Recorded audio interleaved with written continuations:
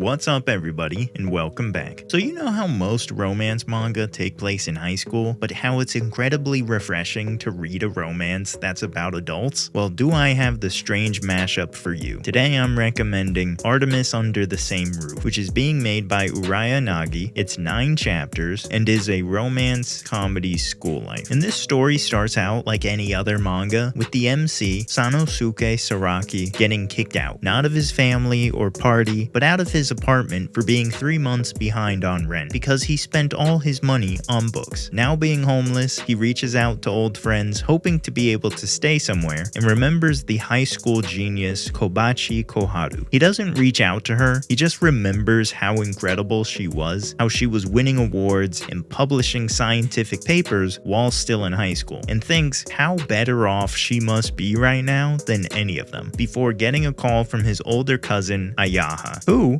offers him a part-time job in a place to stay if he comes back to his high school and teaches. Having no other option, Saraki obviously accepts and heads back to his high school and runs into Kobachi eating her lunch. To Saraki's surprise, she actually remembers him even though they were classmates only their 3rd year, and knows he's here for the part-time job. Saraki, assuming Kobachi was there for the same thing, asks if she is, which leads her to freaking out a little bit, and Saraki noticing that what Kobachi's wearing looks an awful lot like a school uniform, which makes Kobachi even more embarrassed, before Ayaha walks in and starts explaining the teaching she'll be having Saraki do. Since Saraki is a literature major, he'll be teaching liberal arts to his one student, Kobachi Koharu, because it turns out Kobachi isn't doing better than anyone who graduated with them. She's still in high school. Now I know you're probably assuming, is it a thing like she doesn't age or is trapped in a time loop of the same year? No, none of those things. It's actually something that is even harder to believe. Kobachi is in fact still officially in high school because she couldn't graduate and has become a 5th year high school student at 20 years old. Saraki, like myself, can't believe it because she's a genius, but it turns out she's only good at math and science and failed every other subject. So now Saraki has to teach Kobachi and get her to graduate this year, or else, I don't know, it hasn't said, but maybe the school will have to kick her out because she'd be 21. Not sure, I have no idea how the Japanese school system works, so that's just my assumption. But Kobachi, being overwhelmed by embarrassment, does the only logical thing and tries to run away. But Saraki catches up to her after she faceplants down the stairs and tries to comfort her, not because if he doesn't get the position of teaching her, he'll be homeless, which is true, but because he still admires her and wants her to move forward in life. Mostly because it seems like to the other classmates, she was a symbol of being better and of doing more. So he wants that for her as well. So Kobachi agrees to have Saraki teach her, which leads to him moving in with her because he's homeless, and she has a house inherited from her father, another famous scientist who may or may not be dead, I'm not sure. But so now Saraki has to balance his own college life and teaching Saraki not just about liberal arts, but about life by having her experience youthful living to hopefully allow her to think about things in ways that aren't just scientific. Now, I read a lot of manga, as you know, but this has to be one of the strangest premises I have seen. Mostly because it's so hard to imagine a 20-year-old high school student in Japan. I'm sure it happens, which is rough, but a genius student not being able to graduate and a former classmate teaching that student is pretty wild. It seems to me more like the story wants that high school youth vibe, but not wanting to make another high school romance story, which I appreciate, but it sets up such a funny scenario. Don't get me wrong though, I am enjoying this, but a part of me feels like it's easier to accept an alien girl in high school than this, probably because for that you suspend all belief just going into it, but for this, it's only like you partly have to, if that makes sense. I'm still enjoying it though, because it does give you more mature characters because of their age, while also allowing allowing you to have a bit of the youthful escapism. I say a bit because up until now, we haven't actually seen Kobachi at school. The story follows Saraki, so all the Kobachi schooling we've gotten is when he is tutoring her after school at home, and even that has been brief. It's mostly been Saraki trying to expand Kobachi's understanding that not everything is zeros and ones, while also kind of being her nanny and balancing his own life. And honestly, Saraki's life outside of tutoring Koharu has me more invested, mostly because I love his senpai, Shinonome Yukina, who clearly has a crush on him and is helping him through school because they're not just friends who have bonded over books, but it seems like they're in similar financial situations, and I think that has brought them closer as well. She also found out about their situation because they accidentally went to the restaurant Yukina works at, and it was just adorable. In my world, Yukina would be the winner of this, but we'll just have to wait and see. I think though that this is one of the big appeals about this manga. Both girls give you two different sides of the story. With Kobachi, it gives you that youthful, innocent escapism that's nice, but is escapism. And with Yukina, it gives you a more down-to-earth, this is real life feel. Both are obviously still wacky and silly because it is a manga, but the context, at least to me, feels almost like it's a story of two different choices, escape and reality. Now fortunately, Kobachi is trying to graduate and escape from high school, and Saraki isn't trying to go back, but they're going to do youthful things, so it's in a way going back. For me, this is where my real interest in this story is. Fortunately though, all the characters are adults, so even though I'm sure both sides will converge into it feeling more like one singular side of a story, at least the characters are acting their age. Saraki is a good MC, he's a goofball at times, which is fun, but he's really just a genuine guy who's horrible with money, who really just takes life at his own pace. That doesn't mean he's a bum, he's just, if he can afford life and his hobby, that's all he cares about. He's not trying to be or accomplish more if he's satisfied.